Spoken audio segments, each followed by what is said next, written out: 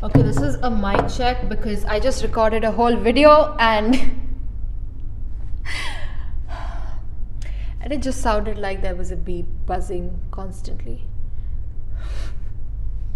That was a 10-minute video. Oh God.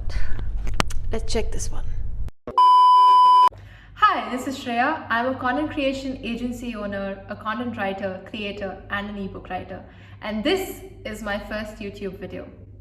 So I've had a YouTube channel for over 2 years, mostly repurposing and resharing content from Instagram. So resharing my Instagram lives, my interviews, podcasts, things like that. And when I was doing this over the last 2 years, I had only two main goals. First was to make my long form content more accessible, because it's easier to watch long form videos on YouTube than on any other social media platform.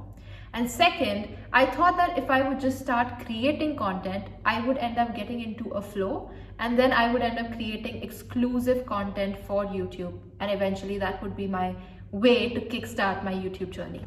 But that never happened either, until now.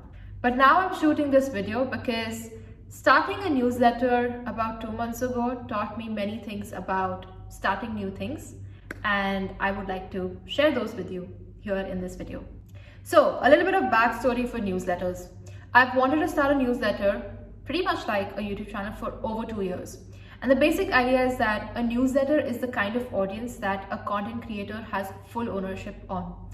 Let's say you have 100,000 followers on Instagram, but one day if Instagram decides that they don't want you on the platform anymore, that's it. You're gone. You've lost all of your audience. You have no presence on Instagram anymore, and you have no way of getting your account back unless of course they decide to give your account back. So in this sense, you don't have any control or any power over your audience. It can be taken away from you anytime. Now that's something that will not happen with a newsletter, because when you start a newsletter, you have access to people's email IDs, and these are direct access. These are one-on-one interaction opportunities for you as a creator with your audience, and that's something no one can take away from you. So keeping this in mind, of course, I've always known that I should start a newsletter, but I had many fears or worries because of which I didn't do it. So first, because I simply don't know how to. So I didn't know what sort of email automation setups to do. I didn't know how to start a domain. I didn't know how to even what platform to use to start sending out newsletters. I didn't know any of that. Second fear was, how would I keep coming up with topics to write long form newsletters on every single week? That's a lot of content ideas. How do I do that?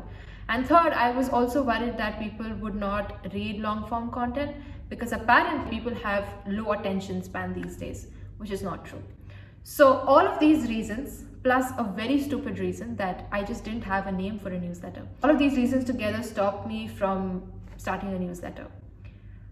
Then one fine day, 2 months ago, ironically, I just put all of this information together in a newsletter and sent it out. So I wrote my first newsletter exactly about this topic, about why I hadn't started one yet and why I am starting one anyway. And that newsletter did so well. My readers really enjoyed it. And they said that it was very relatable. It's something that happens constantly when you're trying to start something new. You don't know what to do, you don't know how to do it, but you really want to start it while also not being bad at it. So yeah, it's a battle. It's a mental battle. Now it's been 2 months and I've crossed over 5,000 subscribers on my newsletter, which I think is a great start. And just having done that has taught me a lot of things about starting something new, even when you don't know enough about it. In this video, I want to talk about the 3 lessons that starting a newsletter has taught me and how I'm applying those same lessons towards starting this YouTube channel. Lesson number 1, you don't need to be the best at what you do. You just need to give it the best that you can in the moment. So I don't know how to edit YouTube videos. I have no experience editing long form videos.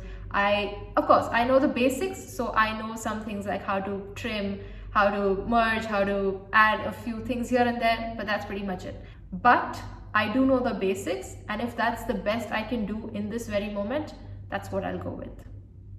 Second, you can learn best through experience, because no amount of content consumption is going to teach you what actually applying those things and experiencing those things yourself is going to teach you.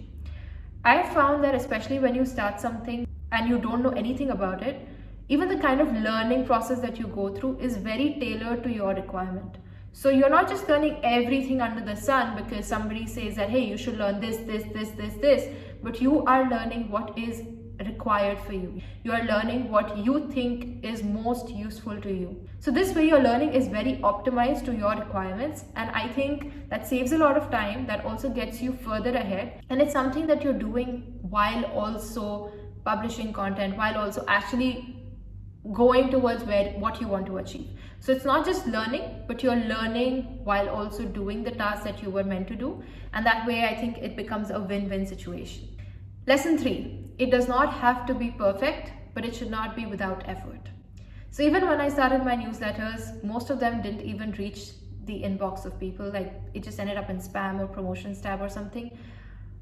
But I still made sure that I was putting up Instagram stories, tweets, and also mentioning that in all of my newsletters that, hey, if it does end up in spam, please move it to your inbox.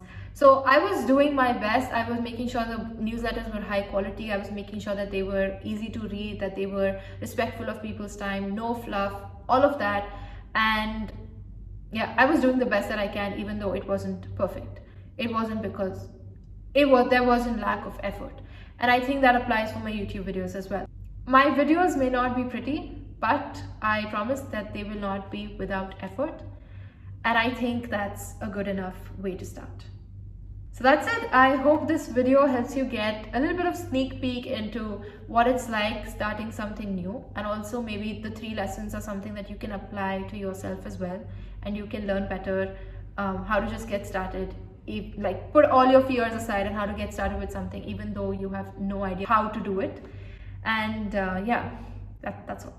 So I hope you like this video, and if you do, please do like, share, comment, subscribe to my YouTube channel, click the bell icon so you get notified every time I publish a new video, and I'll see you in the next one. So yeah, thank you.